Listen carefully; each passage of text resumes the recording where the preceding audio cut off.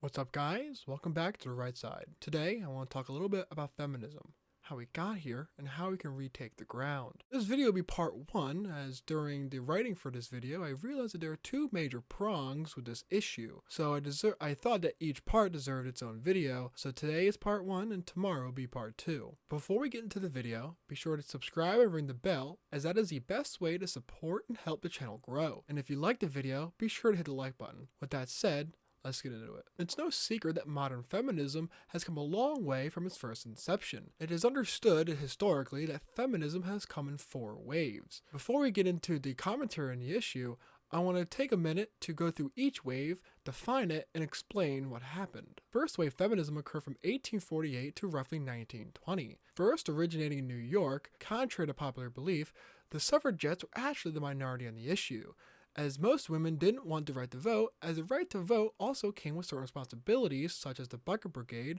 which was mandatory firefighting service, and enlisting in the draft. Instead, most women fought against it, and chose instead to defend traditional gender roles. Second-wave feminism occurred from 1963 to roughly the 1980s. During this period, we saw activists like Betty Friedan publish her works like the Feminine Mystique, which argued an emerging friction that women were experiencing within the confines of their roles as wives and mothers. This is the first wave that put into the mainstream the idea of reevaluating traditional gender roles, proving to be highly productive at getting their agenda passed. During this period, we saw 2 landmark Supreme Court cases: Griswold v. Connecticut, which was the contraceptive access to married couples, and Roe v. Wade, which instituted a constitutional right to abortion. This group passed the Equal Pay Act into law, addressing the gender wage gap. One of the great failures of this wave was their inability to pass the Equal Rights Amendment. This proposed constitutional amendment would guarantee equal rights for American citizens, seeking to eliminate gender-based discrimination, but would have had far-reaching effects in numerous areas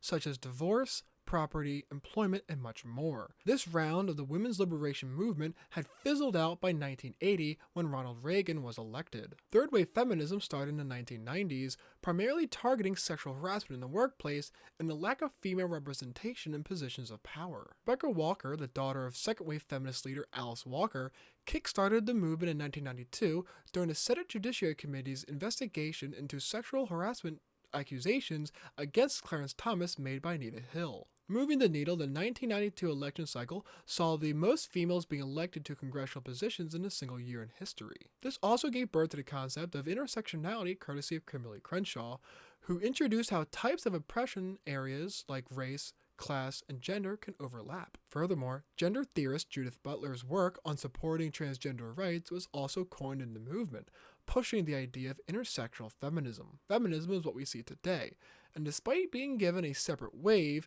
fourth-wave feminism largely continues the efforts of the third, putting their attention to further advancing workplace justice in terms of sexual misconduct. This era was witness to the disclosing of Hollywood film producer Harvey Weinstein's accusations of sexual misconduct with actresses that spurred the Me Too movement. Going one step further than their predecessors, fourth-wave activists aim not only at individual acts of sexual misconduct in the workplace, but also at the systems that perpetuate these actions. Now, feminism's influence on society and culture has been pervasive and overall very toxic. Radical feminists have promoted very culturally and socially harmful ideals, such as an excessive focus on empowerment, glamorizing promiscuity, and distorting science to blur gender differences. The resulting gender ideology ironically reinforces the very sex stereotypes that it claimed to eradicate in the first place. Why is the solution for women to empower themselves to embrace masculine traits like industriousness, career orientation,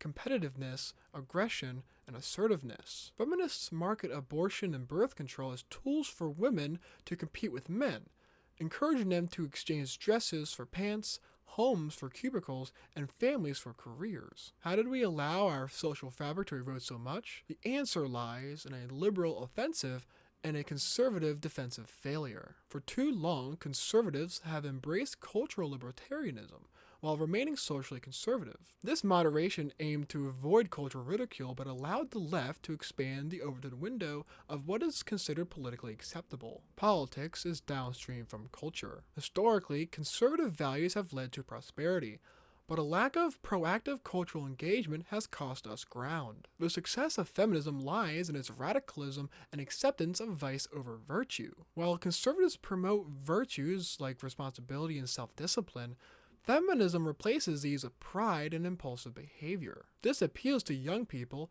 who prefer not to face the consequences of their actions. Feminism became a powerful force by replacing shame with pride, validating socially and personally self-destructive behavior. Feminism, as with all left-wing ideologies, portrays itself as understanding and compassionate, transforming the consequences of decisions into inevitable events that would have happened by pursuing your truth. This worldview fundamentally rejects personal accountability, leading to cultural and legislative radicalism, evident, for examples, in abortion and transgenderism. The idea that gender is fluid is a product of radical feminism, arguing that traditional gender roles are interchangeable. Women empowerment has pushed women to pursue goals typically associated with men, therefore delaying the natural development and course of family creation and their adoption of biologically determined roles. This has been socially detrimental, as men and women have different but complementary strengths. Conservatives have long understood that peak efficiency and social flourishing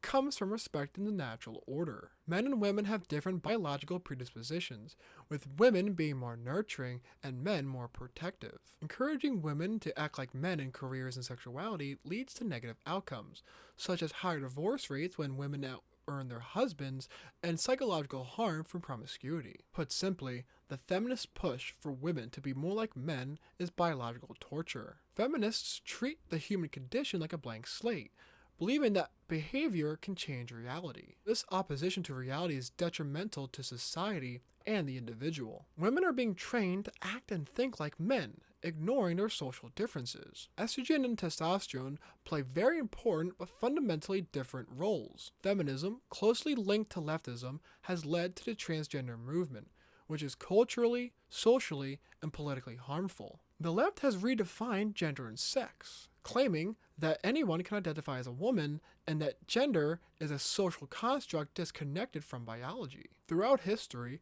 the manipulation of simple truths have led to dramatic authoritarian and totalitarian regimes. I couldn't think of a more simple and fundamental truth than men and women being different, that boys cannot be girls. If society fully accepts the dissolution of gender meanings, it could pave the way for broader acceptance of even worse lies, ensuring an easy acceptance of a totalitarian regime. Feminism makes no one happier, it only makes life more complicated and more stressful, having to juggle family life and career. The feminism we see today is a sign of a decaying society. It is the perfect encapsulation of postmodernism's idea that truth and reality are relative and not constant. Feminism tries to fit a square peg into a round hole, screeching and hollering that they can't get their way after being told through the education system that any reversion to anything resembling a traditional gender role would be being a traitor to your sex, and nothing more than being a breeding mare. It is the women who could not find a husband attempting to sabotage other women